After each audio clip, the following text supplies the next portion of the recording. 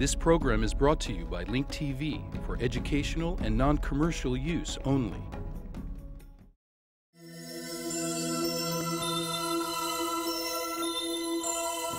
Mosaic, a daily news program from Link TV, presents a selection of news reports from independent and state-controlled broadcasters from throughout the Middle East.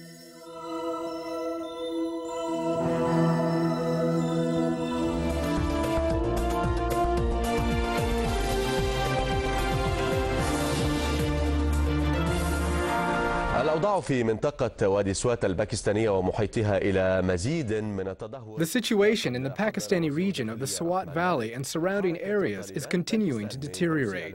Meanwhile, Pakistan's Interior Minister, Rahman Malik, has warned the Taliban that the army will widen its offensive to include the area of Buner if the fighters do not withdraw from there. On Sunday, the Pakistani army launched a wide-scale offensive in the Swat Valley. The Taliban said it may suspend talks with the government in light of the offensive launched by the Pakistani army in the northern parts of the country.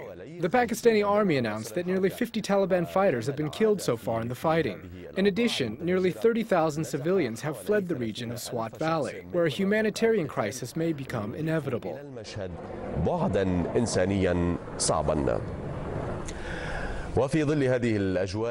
Amidst this military escalation, Pakistani President Asif Ali Zardari reiterated that the peace deal with the Taliban will continue unless determined otherwise by the regional government of Swat. Mayub Khuder reports from Islamabad. The Pakistani army didn't wait long before stepping up its military action against the Taliban, which is trying to expand its influence beyond the region of Swat Valley. The army has carried out a wide-scale offensive against Taliban fighters in the district of Dir. The objective of the offensive was to surround Taliban fighters and force them back into Swat Valley. Meanwhile, the Taliban movement in Swat said that Al-Qaeda leader Osama bin Laden is more than welcome to visit the valley, an invitation that doesn't suit President Asif Ali Zardari. There is no news. There's no news regarding the whereabouts of Osama bin Laden. It is obvious that the Taliban feels that he no longer exists, but it has not been confirmed yet. The decision by the Taliban not to disarm and to expand their influence to territories outside the region of Swat Valley has stirred the anger of the Pakistani government. In response, the Pakistani government carried out a wide-scale offensive, killing more than 50 Taliban fighters in the district of Dir. The Taliban said that the offensive violates the peace accord and threatened to suspend talks with the government. This has turned the Swat Agreement, which calls for the implementation of Islamic Sharia law in the valley, into nothing more than ink on paper. At this point in time, we can't say that the Swat peace deal has collapsed. The government is still trying to make the agreement work, which, in turn, will help produce practical results, meaning the disarming of the Taliban fighters and recognizing the supreme authority of the state.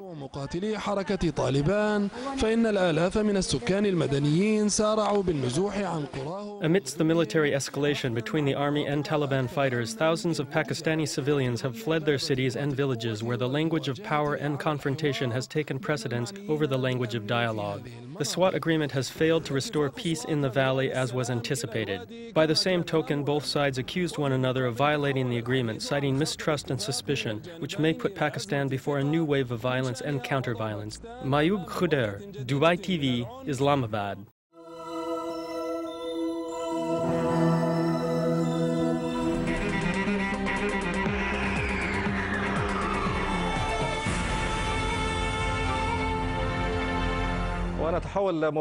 We'll go live to Baghdad, where an announcement is being made about the arrest of al-Baghdadi, the leader of Al-Qaeda in Iraq. في أحد مناطق بغداد وكما ذكرنا بأن He was caught in one of the regions in Baghdad. As we mentioned, the photo that was shown to you was exactly the same as the photos of the Iraqi intelligence agency. وكالات الاستخبارات العراقية ومع ما متوفر لدى Tips were provided to the Iraqi intelligence agencies and the security agencies relating to the terrorist Abu Ammar al-Baghdadi.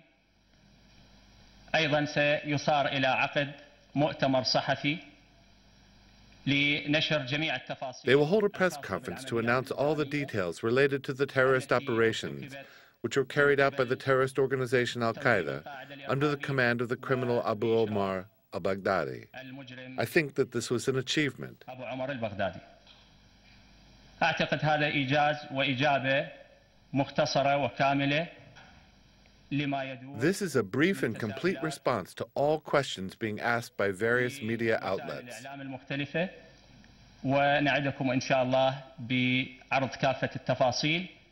God willing, we will return to present all details towards the end of the investigation.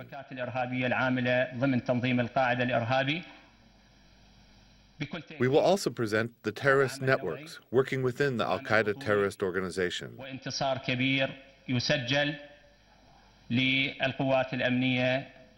Certainly, these were unique and heroic efforts, as well as a major victory for the Iraqi security forces.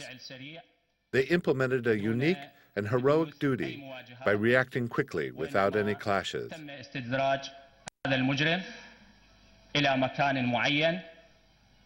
This led to the arrest of the terrorist at a specific place in the Rasafa area in the capital, Baghdad.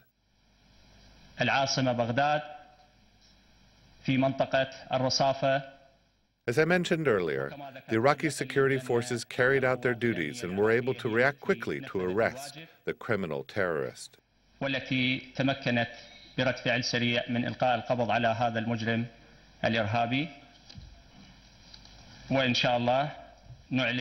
God willing, we will announce specific details about this later. Thank you.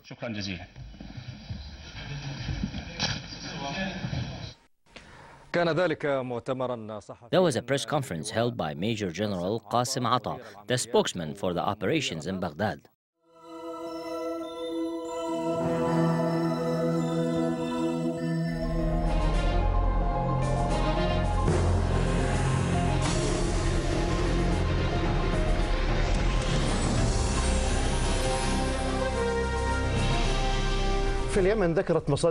Security sources in Yemen said that 25 people were arrested in the area of Mukalla for participating in the riots that followed a festival organized by Southern opposition activists who accused the ruling General People's Congress Party of not fulfilling its obligations that were agreed upon when unity was established between southern and northern Yemen. Meanwhile, local authorities in the Radavan area in the province of Lakhish in southern Yemen said people from both sides were injured during the sporadic clashes between citizens and security forces. The clashes erupted after two security forces were injured during an attack that was launched by unknown individuals on a security checkpoint 2 days ago. هل فعلا تنكرت صنعاء للاتفاقات التي تحققت بموجبها الوحدة اليمنية في It is true that Sana'a has failed to fulfill its obligations as was agreed upon May 22, 1990, when unity between southern and northern Yemen was achieved. This question has preoccupied many Yemenis from all walks of life.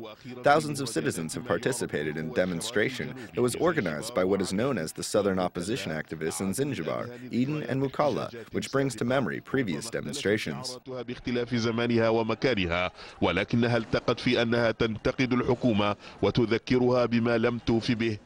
The previous demonstrations had different slogans, but all demonstrations have one thing in common, which is criticism of the government for failing to fulfill its obligations of the unity agreement. من علامات الاستفهام عن تطوراتها الراهنة التي تتجسد في شكل اعتقالات ومواجهات مع الشرطة. These accusations were started 3 years ago by the Southern opposition. The opposition also raises many questions about the recent developments, such as the clashes and police arrests. They are concerned with the government accusations and future developments, especially since 3 groups from the Southern opposition have agreed to form the so-called United National Front for Peaceful Struggle for Liberating Southern Yemen and Re-establishing Independence. ويحظى بتعليق كيانات سياسية كبيرة منها الرئيس علي عبد الله صالح نفسه الذي اعترف في أحدث خطاباته. Proposing secession is not new, but this time it is being made by large political groups, including the ruling party of President Ali Abdullah Saleh, who had acknowledged in one of his recent speeches that separatists have returned and warned about dividing Yemen. President Ali Saleh led a brutal war in 1994 and eliminated separatist calls which triggered that war. هو الذي أفضى إلى التراكمات التي تبرز آثارها الآن. Many believe that the political status quo in Yemen is what led to the accumulated problems, which are re-emerging now in one form or another. قد يكون من المبكر الخوض في تفاصيل ذلك الغائبة حاليا، ولكن ليس مبكرا. In any case, it may be too early to talk about the details, but it is not too early to re-evaluate what was achieved by the policies of a united Yemen for the Yemeni citizens and whether these policies have strengthened unity between the South and the North.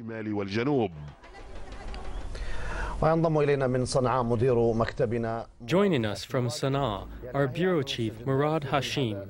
Murad, what are the latest developments, and to what extent can the recent events affect the unity of Yemen?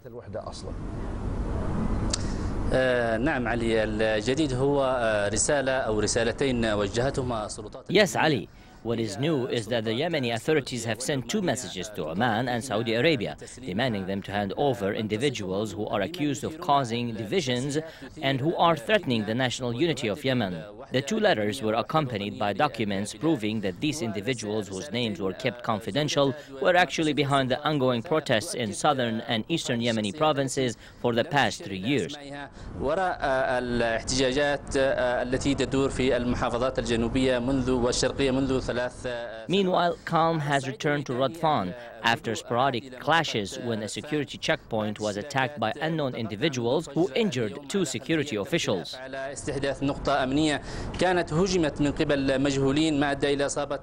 In Al-Mukalla, 25 individuals are being interrogated because they are suspected of being behind the riots, during which 3 small commercial stores were burned and other unconstitutional and illegal actions were committed. In Zanjabir, where the large festival was organized yesterday, security measures were reintroduced to avoid clashes between security forces and protesters. In any case, the Yemeni authorities are dealing with these opposition activists as separate individuals who do not represent Yemenis in the southern and eastern provinces, which already are being represented in government institutions. The southern opposition activist groups, however, have different views.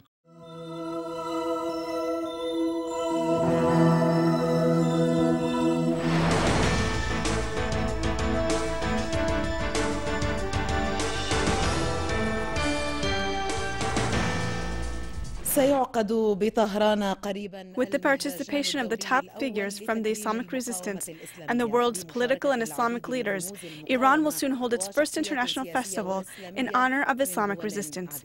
The Secretary General of the International Islamic Institute of Ahl al-Bayt, Sheikh Mohammed Hassan Akhtari, said that the festival aims at promoting the political voice of the Islamic resistance at the international level. It also aims at promoting the values of the Iranian Islamic Revolution as well as the principles of steadfastness. Several leaders from the Islamic resistance in Lebanon and Palestine will be honored during the festival. In Ankara, Iran's Commerce Minister Masoud Mirkazmi and his Turkish counterpart Kürşad Tuzman signed several trade cooperation and investment agreements. The leaders also discussed ways to use national currencies between the two countries. The deal was signed during a meeting on the sidelines of a 2-day forum underway in Ankara and Istanbul, which aims at reviewing ways to boost trade cooperation between Iran and Turkey.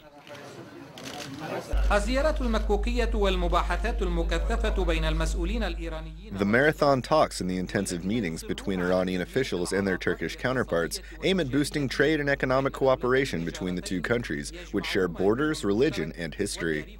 The objective of the agreement is to form a common economic area with neighboring countries in order to immunize the region from the negative impacts of the global financial crisis. Today, Iranian Commerce Minister Masoud Mirkazemi signed a preferential trade agreement with his Turkish counterpart Kürşad Tuzman, who, in turn, praised the economic experience of Iran. When we started our economic cooperation with neighboring countries, the trade volume between Turkey and Iran was less than $1 billion. Today, the trade volume between the two countries stands at $10 billion, and we are planning to raise it to $20 billion.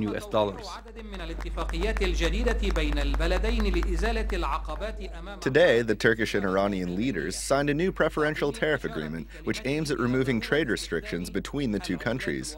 Kazemi stressed the importance of using national currency policies in the trading between the two countries.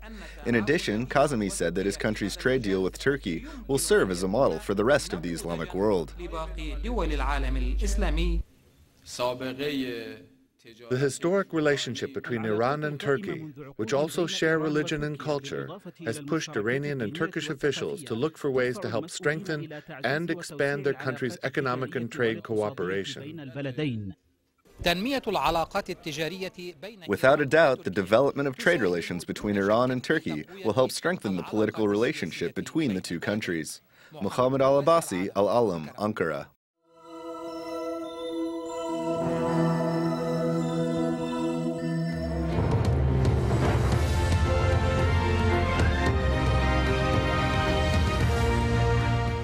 The leader of the Kurdistan Workers' Party, the PKK, has told Al Jazeera he wants a political resolution to their fight. The PKK wants some form of self-rule within Turkey for the near 15 million Kurds living there, but Murad Karalyan says if there's no peaceful solution, his group is prepared for war.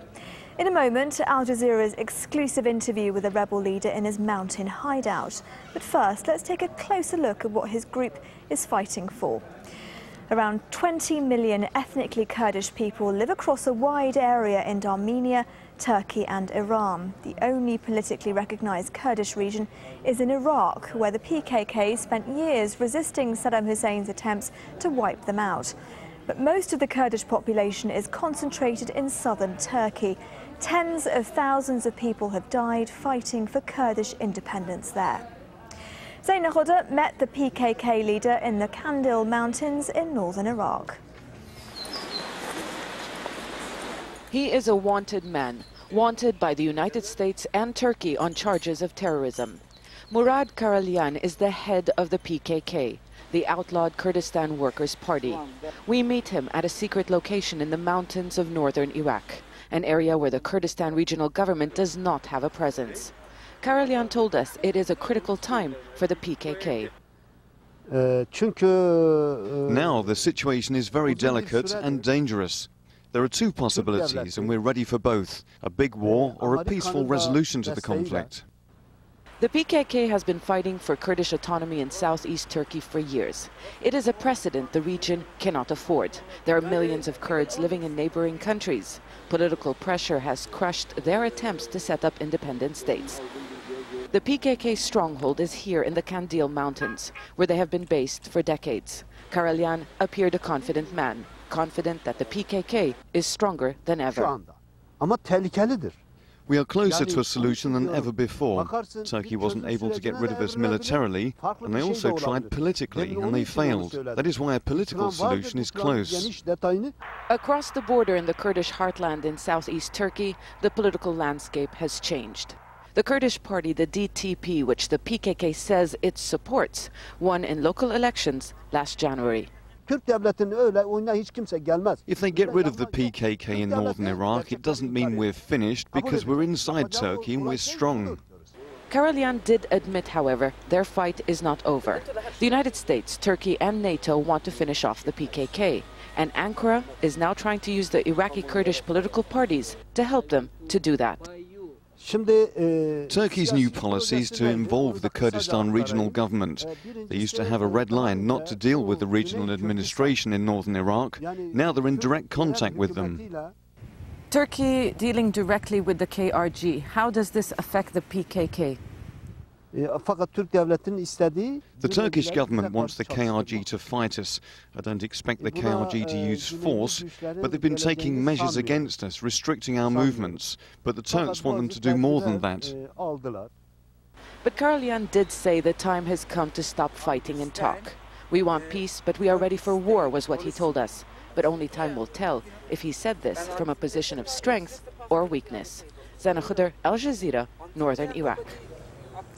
It's now more than 2 years since he was hanged for crimes against humanity, but dozens of Sunni Arabs in Iraq have been marking their former leader's birthday. School children were among a group from the town of Audja in northern Iraqi city of Tikrit who gathered at Saddam's grave. Many Iraqis see the time of the former regime as being better than today.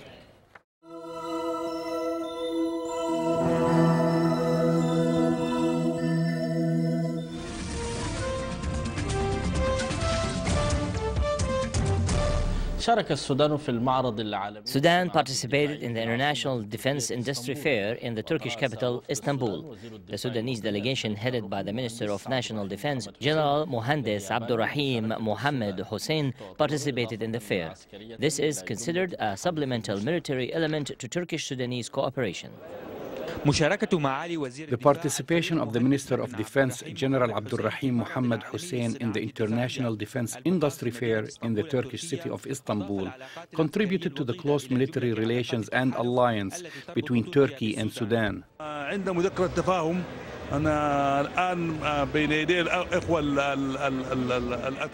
We have a memorandum of understanding between our Turkish brothers. We hope that we will sign this memorandum of understanding soon. God willing, it will open up the fields of our relations. I think that the visit of the Turkish minister to Sudan and this visit will, God willing, expand the military cooperation between the two countries. The Honorable Minister confirmed Turkey's significance and its leadership position. He praised its consistent support of Arab issues. He considered Turkey in a natural leading position in the region. He described Turkey's position towards Sudan and its issues as positive and consistent.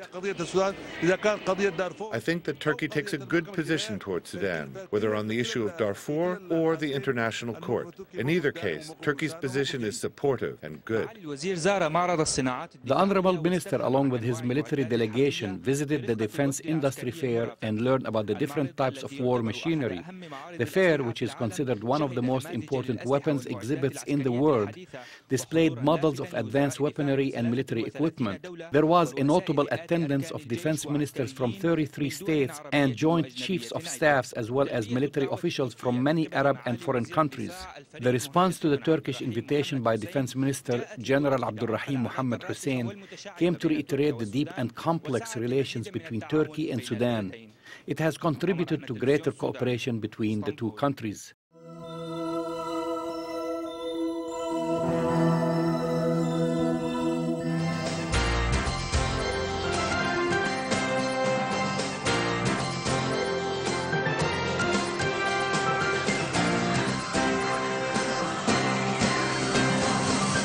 Israel remembers its fallen.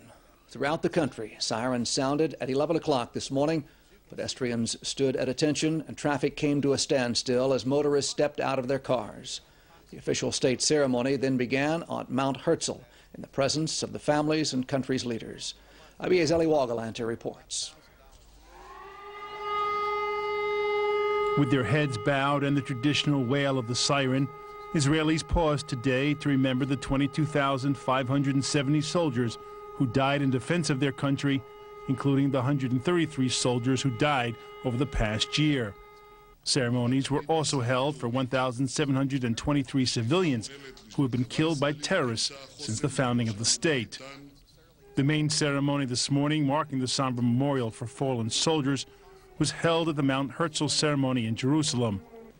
This day I speak to you, my brothers and sisters, members of the bereaved families, as the Prime Minister of Israel and as the member of a bereaved family, said Prime Minister Benjamin Netanyahu.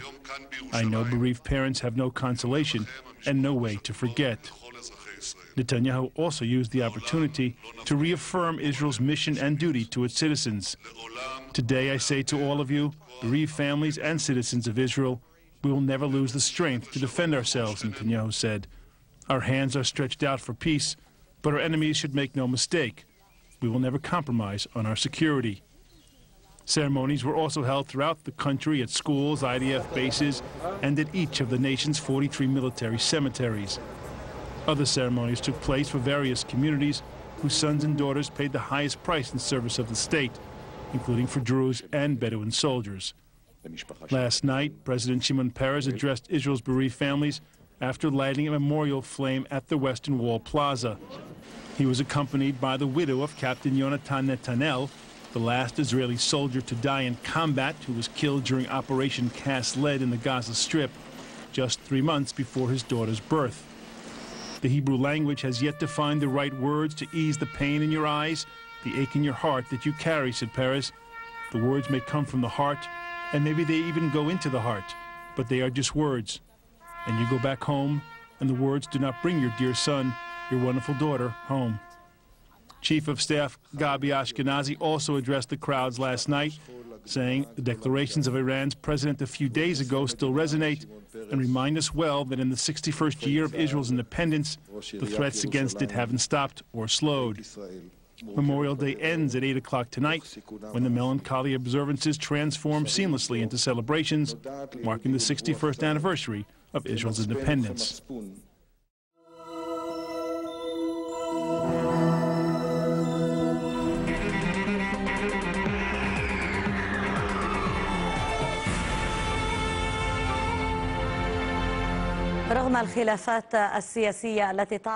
Despite the political differences in Mauritania between the supporters and opponents in the upcoming presidential elections, with every crisis, there are those who benefit. Among those who are benefiting are traders in the tent market in Mauritania. They are witnessing an unprecedented revival of their business. This is a tent selling market in the capital of Mauritania, Nouakchott. The tent has been the home for Mauritanians for centuries. Here the various types and qualities of tents are exhibited.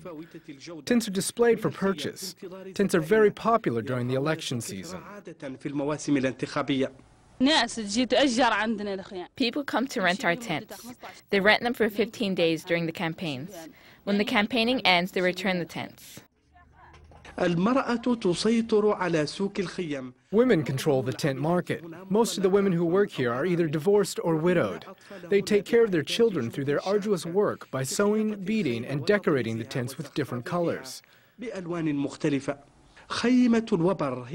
Wool tents are the most expensive type of Mauritanian tents.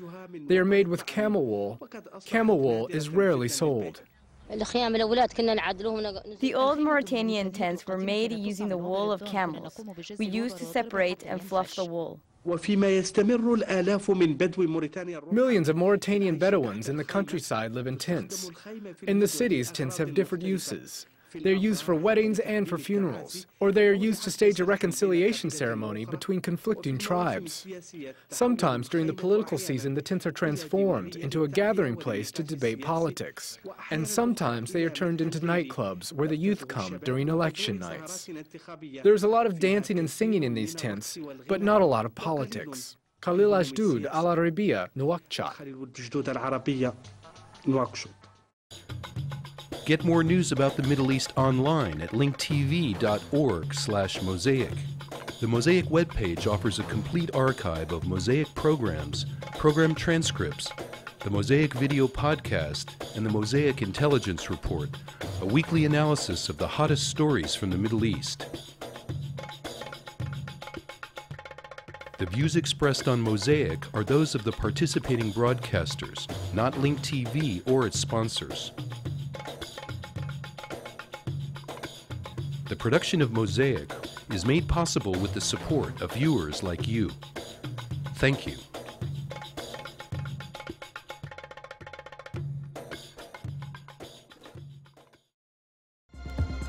This program is brought to you by Link TV for educational and non-commercial use only.